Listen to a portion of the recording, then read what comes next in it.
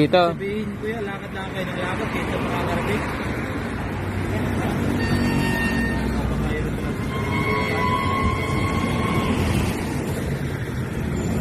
Pero dati na kami Yan guys, kung sino man nakakakita dito sa kanila, please lang po, kung sino man makadaan sa kanila, ito yung nakakaawa talaga yung bata. Kasama palagi, wala daw silang tinitirahan. Kung sino man makakita sa kanila, please sending live sa kanila.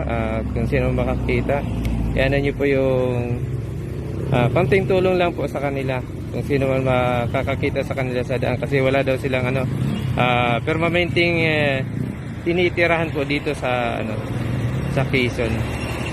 Pero kaya kadalasan saan kayo kadalasan makikita dito? Hindi masasabi. Ang paglaano niyo, naglalakad-lakad lang kayo? exercise talaga sir.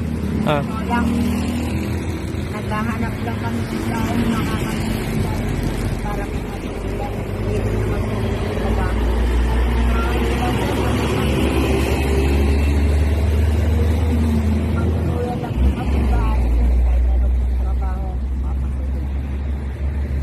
Sana po may may mahabag sa iyo kuya na dumating yung tamang tao para matulungan po kayo.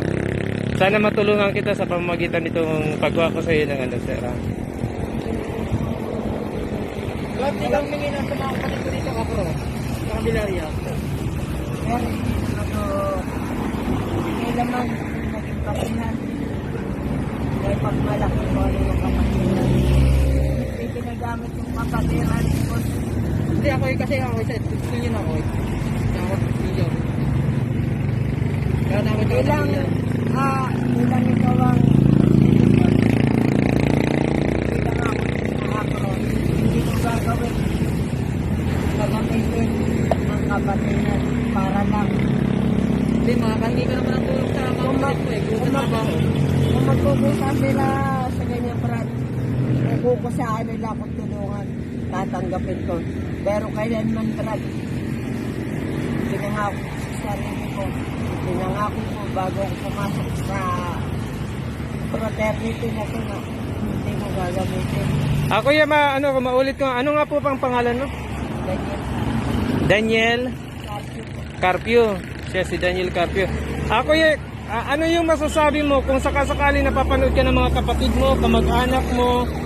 Ano masasabi mo sa mga kakilala mo po? Para po sa mga kapatiran namin.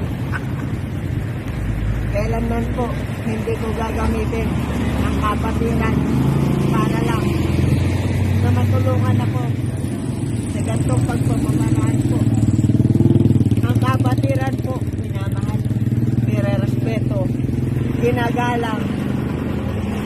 Yun po ang tunay na kapatiran. Kailanman po, hindi ko gagamitin ang kapatiran ng akro para lang sa sarili kong pangangailangan.